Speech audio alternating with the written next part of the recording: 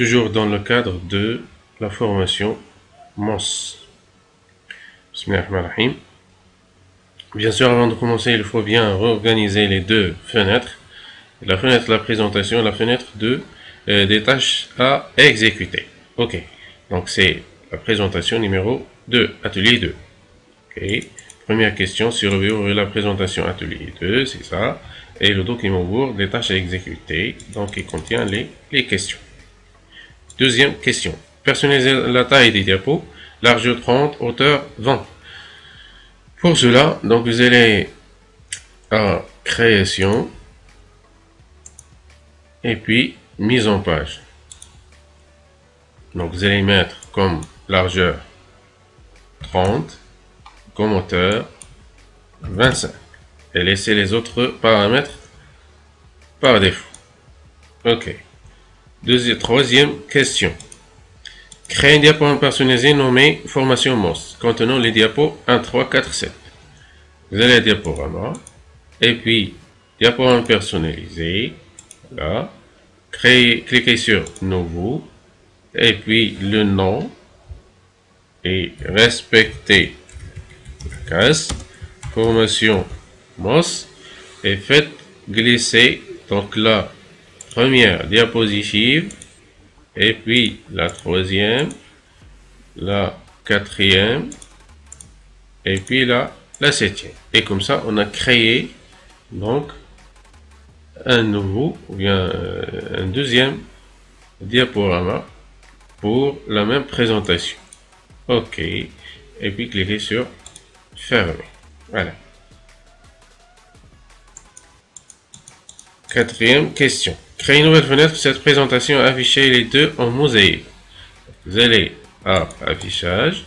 Ensuite, cliquez sur nouvelle fenêtre. Comme ça. Voilà. Encore une fois sur affichage. Et cliquez sur réorganisation. Tout pour avoir donc toutes les fenêtres de PowerPoint. Donc côte à côte ou bien en mosaïque. Donc je vais fermer les autres fenêtres et laisser seulement la fenêtre sur laquelle donc on travaille donc pour la deuxième présentation, bien la présentation utilité. Question 5. Lancer le diaporama, puis afficher, puis encadrer le texte Slimane dans la diapositive numéro 5 avec l'annotation du pointeur stylé. Sauvegarder après fermeture. Donc pour cela, donc on doit se placer sur la diapositive 5 et on clique sur diaporama. Ensuite, à partir de la diapositive actuelle. Comme ça, on va chercher le texte Ben Slimane. Et avant ça, donc on doit cliquer avec le bouton droit. Donc c'est la première fois qu'on a utilisé donc le bouton droit sur Microsoft PowerPoint. Donc on va choisir les options de pointeur, styler, comme ça. Et puis on va encadrer le texte Ben Slimane. Et puis cliquez encore une fois le bouton droit. Et puis sur arrêter le diaporama ou bien appuyer sur la touche échappe du clavier. Voilà, et cliquez sur conserver. Voilà. Ensuite, dans la diapositive 5, donc vous allez sélectionner la diapositive 5, donc c'est déjà sélectionné. Enlevez les puces et alignez le texte à droite en bas de la zone de texte. C'est ça, la zone de texte contenant les puces. On va cliquer sur le contour de la zone de texte. Ensuite, onglet accueil. Et puis, cliquez sur donc, les puces. Ensuite, aucun. Et on va l'aligner à droite et en bas de la zone de texte. Aligner à droite. Et ensuite, en bas. Donc, c'est l'alignement vertical. Ensuite, septième question. Dans la diapositive numéro 2. Donc vous allez vous déplacer à la diapositive 2, sélectionner, insérer l'image arrière-plan située dans le dossier MOS PPT sur le bureau et appliquer les modifications suivantes. Ok, on va à insertion et puis à image, bureau, MOS PPT, voilà, donc cette image normalement doit être nommée arrière-plan. Donc je vais l'insérer, voilà, cliquer sur insérer, voilà, et on va voir les modifications. Tout d'abord, rétablir l'image. Donc on va sélectionner l'image et puis rétablir l'image. B, la correction atténuée 25%. Correction atténuée 25%, c'est ça. Et puis, effets artistiques, peindre. Les effets artistiques. Ensuite, on va choisir peindre, ça. D, style et image, pivoter blanc, c'est ça. Donc, les styles images, on va les développer. Pivoter blanc, ça. Et enfin, mettre l'image derrière le texte. Pour cela, donc vous allez cliquer sur reculer jusqu'à voir donc l'image derrière le texte. Cliquez sur reculer comme ça.